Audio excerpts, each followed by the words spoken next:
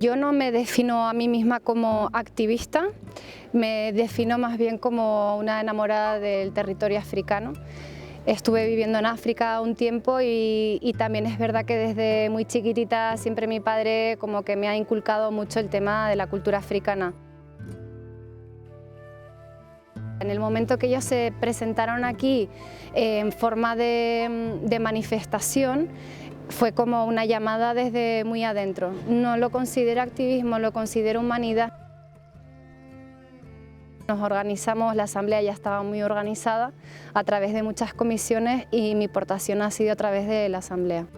Conocer a un chico con un problema implica conocer una realidad tan profunda y tan complicada políticamente que no es que tú digas, no, mira, yo me dedico a hacer asilos, por ejemplo, que lo hacemos. No, yo estoy en varias comisiones, estoy en la comisión legal, en acompañamiento, estoy en unas cuantas comisiones en las que intento aportar lo que puedo, pero cada chico es una situación completamente diferente y cada vez que intento ayudar a un chico, que intento ir por cierto de uno en uno porque si no la verdad que genera bastante estrés, me veo pues que desde que he intentado recuperar pasaportes, acompañarlos al barco para que puedan pasar, acompañarlos al aeropuerto para que puedan pasar, me he tenido que enfrentar varias veces con la autoridad, intentar hacer que estos chicos salgan de aquí como puedan.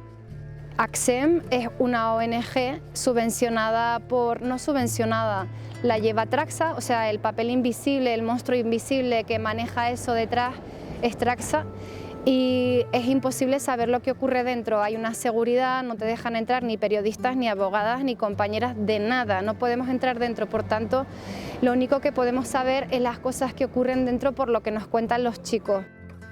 Un campamento que se ha puesto como un campamento de emergencia cuando esto no es una emergencia, esto es una situación cronificada. Lo que escuchamos es que, por ejemplo, en el año pasado 84 millones de euros a través de Traxa para un trato digno al migrante. Este año, solamente para el periodo de un año, que empezaba en julio, por cierto, de 2021, Traxa recibió 51 millones de euros. Noticia del periódico hoy de Marlaska es que las carpas son para el acogimiento digno del migrante, porque claro, se supone que esto es un tratamiento al migrante que debería de continuar su viaje, debería poder salir, porque el NIE le habilita a poder estar en territorio español. Pero sin embargo aquí se ve la cárcel cerrada, hacen una cárcel, hacen un muro, nos cierran y con eso implica que estos lugares donde supuestamente deberían estar como mucho un par de semanas, resulta que lleva gente aquí ya pues un año. Entonces, claro, ¿qué pasa? Que ya no estamos hablando de un campamento de emergencia, necesitamos unas condiciones dignas. Entonces, lo que encontramos de lo que nos cuentan ellos a veces es como que muy difícil de creer, pero no podemos contrastarlo con una realidad porque no podemos estar dentro y no sabemos qué ocurre, solo sabemos que la vulneración de los derechos humanos, tanto por ACSEM como por las instituciones, es algo innegable. Gonzalo Fanjul, que la verdad que lo admiro también con su grupo, ¿no?, de periodistas y con las redes que llevan, han hecho un seguimiento del dinero y estamos hablando de que entre el 2016 y el 2020 se destinaron 800 millones de euros a a España para poder gestionar lo que está ocurriendo en Canarias. ¿Y dónde está ese dinero? ¿No? Entonces al final, por supuesto, ves que el presidente de Traxa está cobrando, en el 2019 cobró el doble que el presidente del gobierno de España. Entonces estamos hablando de puertas giratorias. Ves en las páginas de transparencia del gobierno y estamos viendo que hay un montón de empresas privadas que se están llevando todo ese dinero público y que casualmente puertas giratorias. El hecho es que, bueno, cuando empezó la manifestación fue un grupo de personas que fueron fuera a manifestarse porque no les gustaban las condiciones de ACSEM. Generaron casetas, empezaron a vivir allí y empezaron a denunciar la situación, motivo por el cual se fundó la Asamblea de Apoyo al Migrante.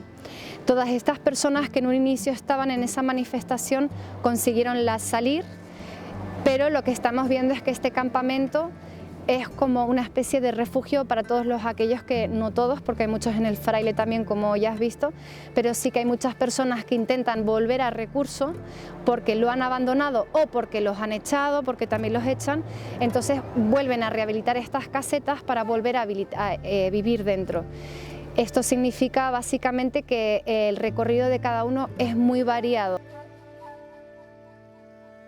Me nace ahora mismo, es decir, Marlaska vive en una carpa, y también me nace decirle a los políticos que gracias a todas estas personas sus nietos van a poder tener una jubilación.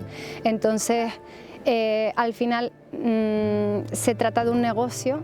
No se trata de una crisis migratoria, como bien apuntaba Gonzalo Fanjul, se está tratando de una mala gestión y una problemática profunda, un cáncer en la gestión de las políticas migratorias europeas.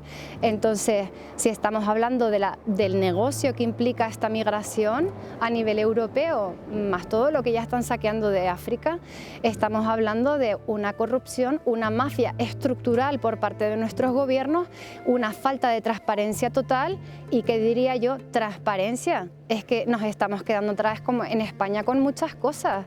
Entonces basta ya de puertas giratorias, basta ya de estar utilizando a estas personas como si fueran moneda de cambio, como hemos visto también en la frontera de Ceuta. O sea, basta ya, basta ya. Lo que pasa es que parece que nos gobiernan animales en vez de personas humanas con corazón.